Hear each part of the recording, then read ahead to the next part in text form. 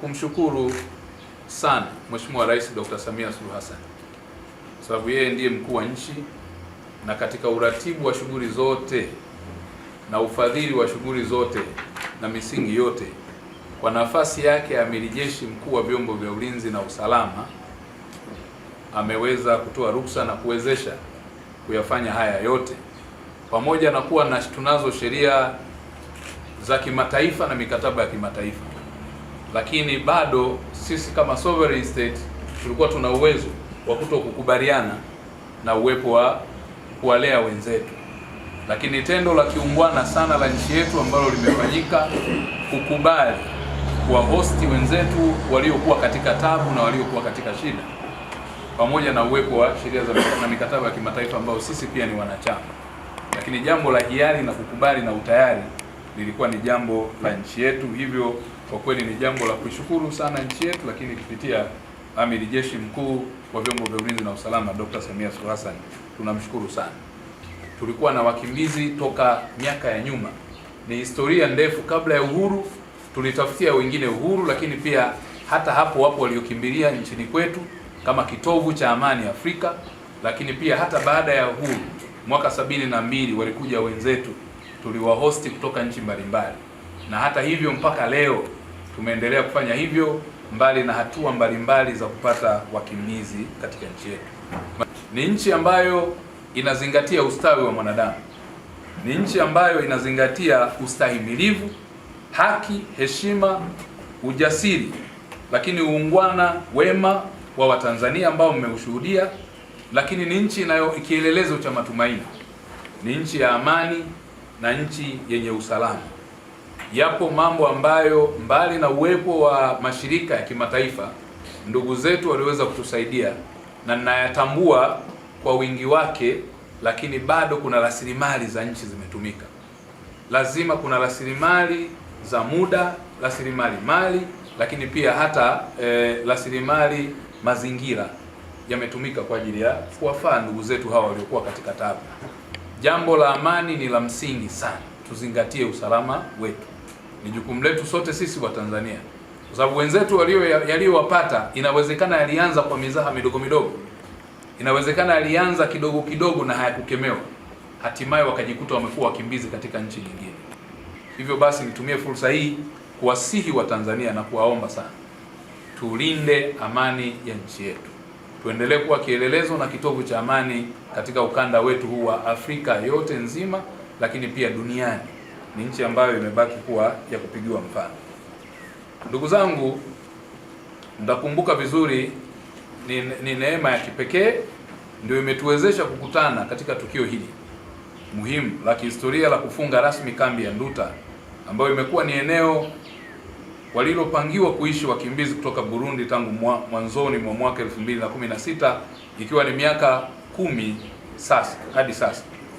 Aidha, nazidi kumshukuru sana pia Mheshimiwa Rais anavyoiongoza serikali ya awamu ya 6 kwa kutoa mwongozo na maelekezo mazuri sisi wasaidizi wake, hata kwa kufikia mafanikio haya makubwa ya kuwapa maelfu ya wakimbizi suluhisho la kudumu kwa kurejea nchini kwao kwa hiari yao. Ni jambo la kumshukuru Mungu, na nawapongeza sana wote ambao mmeshiriki katika kuwalea na kuwatunza. Wakati tunaanza rasmi shughuli za kurejesha wakimbizi Burundi Septemba 2017, kambi ya Nduta ilikuwa na jumla ya wakimbizi 1,127,499, na sasa tumefanikiwa kurejesha wakimbizi 165,494. Ndugu zangu wakimbizi, mshukuruni sana na mzidi kumwombea maisha marefu na yenye afya njema Mheshimiwa Rais wa Jamhuri ya Muungano wa Tanzania na Amiri Jeshi Mkuu wa Vyombo vya Ulinzi na Usalama kwa utu na ubinadamu walioonyesha kwenu, kwa sababu tunatambua hata matishio yalikuwa yamekwisha muda mrefu, lakini tuliendelea kuwa nao kwa sababu tunawapenda. Watu wa Burundi ni ndugu zetu. Ni jina tu hili limeitwa wakimbizi, lakini nadhani kwamba kuna lugha nyingine yote tungeweza kuitumia, lakini ndio tafsiri ya Kiswahili fasaha, na kwa lugha ya Kiingereza ni refugees.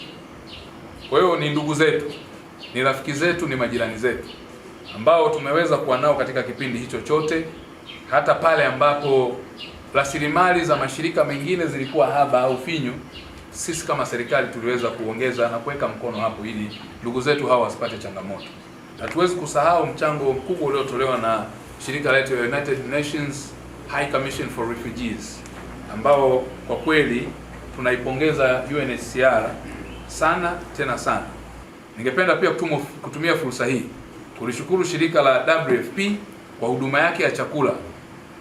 Mligawa migao mikuu ya chakula bila kukosa katika kipindi chote tangu kambi hii kufunguliwa, na tena mwaka 2016 na kutoa supplementary feeding programs kwa makundi maalum kwa watoto wenye utapiamlo, wazazi wajawazito na wanaonyonyesha, wagonjwa wa kifua kikuu na ukimwi, pamoja na wengine wenye mahitaji maalum. Msaada wenu ulisaidia sana kuokoa maisha ya wakimbizi hawa. Katika mwelekeo huo kwa dhati kabisa nawashukuru mashirika mengine yaliyowahi kuhudumu Nduta, baadhi yaliyoondoka kutokana na changamoto za kifedha, lakini yote yalichangia kwa thamani kubwa sana katika kuhakikisha watu wetu hawa tunawalea kwa jinsi inavyostahili. Niseme hapa hadharani pia, kila mtu asikie, wizara pengine haikufurahishwa na vitendo vya uvamizi ambavyo vilifanyika hivi karibuni katika kambi au tendo lililotokea tarehe 16 mwezi Aprili 2026. Hili jambo halikufurahisha kwa sababu wahusika walikuwa wameondoka, lakini bado wakaja watu wengine nje ya utaratibu na wakafanya kidogo kwa kunaleta tafulani katika ile schedule iliyokuwa imepangwa au utaratibu ambao ulikuwa umepangiliwa.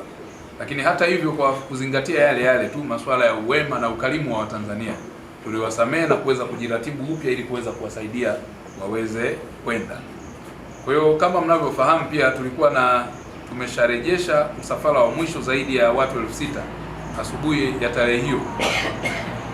Hata hivyo, ilipofika jioni kuanzia saa 10 jioni, makundi ya wakimbizi yalitokea maporini na kuingia tena kwenye kituo cha uondokaji, wakati huduma zilikuwa tayari zimekwisha sitishwa. Kitendo hiki hakikuwa cha kiungwana na hakijawahi kufanyika popote duniani.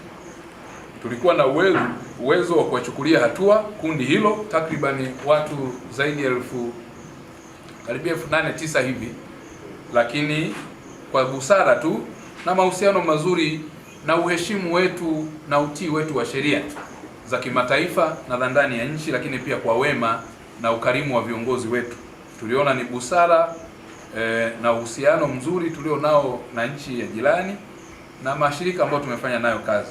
Busara ilikuwa ni tuwasaidie kurudi nyumbani. Kwa tukafanya hatua nyingine tena ya kuwasaidia na kuwaratibu ili waweze kurudi salama nyumbani. Kwa hiyo sitegemei kitendo hiki kitafanyika tena kwenye kambi hiyo nyingine ambayo imebaki sasa, Nyarugusu.